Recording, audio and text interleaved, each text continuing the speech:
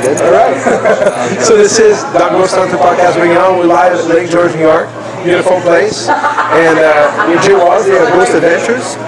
You know, Jay, your role is the visual guy. Yeah, well, a little more audio, but audio and visual technician. Awesome. And you know, the last few seasons we've had the chance to see you more on television and see more of the interaction, but you've been with the team since season 4. Yeah, I started working on the show season 4 just strictly as their sound mixer. I would record the interviews, the research moments, and then I would basically fly home and when they do the lockdown. And then over the course of years and being on the road, you kind of become friends and you start sharing ideas and things like that. And, I guess my first, we were in Jamaica and kind of lucked out. We got pulled into a soccer game against some Jamaicans and they were a man short, so we didn't really need sound for that too much. So they were like, Jay, get in here and play. So that was kind of my first, nothing to do with the investigation, but, kind of. Because you never know how it will come out on television or actually the chemistry between you guys, but now the chemistry between you, Nick, Aaron, Zach, and Billy is awesome. Thank you. Appreciate it. Yeah, it's definitely,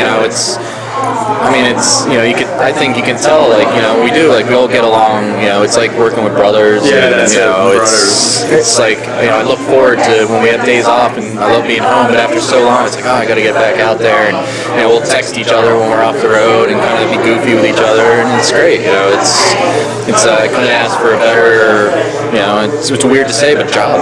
A better job, to be able to do what you love for a living, and actually to be able to, it's like, Marine Corps, Army, you're out there, with dangerous situations, and, you're all there for each other. If something happens, it's like a team, And we definitely, certain locations are a little more darker and evil, and we always try to watch our backs and, try to take care of each other, and then also kind of push each other in certain situations, too, to kind of get a little, rise out of each other or get some evidence. And that's awesome. Last night we talked about, I don't remember the place, but where you were sitting on the bed, and you felt in Montana, in Bannock Ghost Town.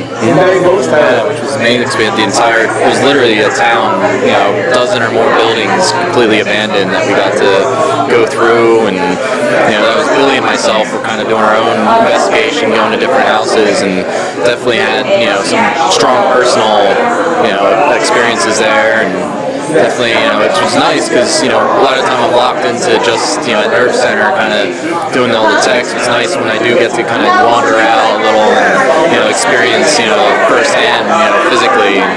Exactly. Well, like at St. James Hotel, which is a very active place. And even at St. James, it was kind of weird. It was the first time where I've actually had a physical experience almost come through the microphones.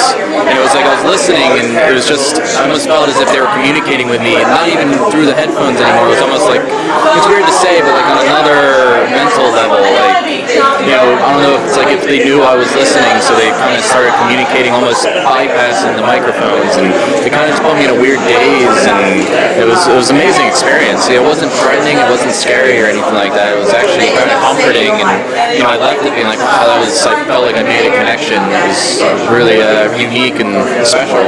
And the Merle's Plantation also was a highlight of season 9. Yeah, definitely. That was definitely the ball bouncing blew me away when we saw that, and just I wish I could explain how that could happen, and we tried so many different ways to debunk it. And that's the thing about it, because sometimes you talk about, you see you guys like for 2 minutes try to debunk it, but in real life, you've been doing it for an hour and a half. Exactly. I mean, we're there all night, so we have hours and hours and hours of footage, and once the entire show is only about 40-something minutes, once you take the commercials out, and and then the lockdowns, so you only have about 25 minutes maybe of actual investigation that you have to edit from, sometimes 8 more hours sometimes, and not even just one camera.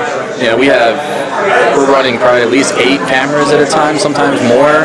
So that's 8 times another 8. That's, days and days and days worth of footage to have to go through, and you do it all, And I would love one day to see some extended bonus stuff sometime, because there is random stuff that doesn't make air that we always show the highlights and the strongest moments, but there are always little things too that are kind of, I think, pretty amazing moments that maybe could be like. But at the same time, I think that the St. James, like we said, could have been a 2-parter. Oh yeah, definitely. Yeah.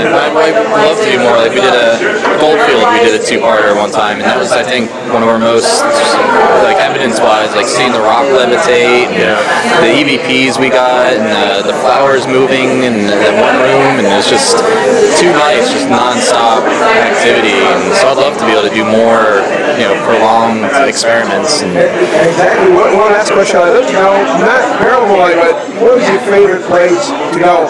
Not necessarily for the investigation itself, but for the history.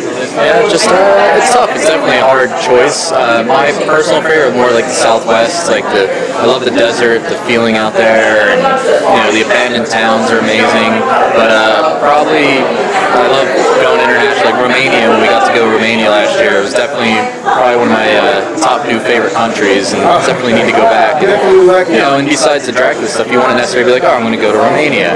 But like, I would go to Romania. I would love. The people were great. The food was amazing. So it's definitely, it's definitely a place I'll go back to one day. Go back and maybe to do a follow-up episode because the place was extremely. We probably could have done multiple shows out there. And it was like a 2-hour show, so I imagine you could have done like 3 locations, 2 hours. I mean, we could have probably done one episode on each location easily.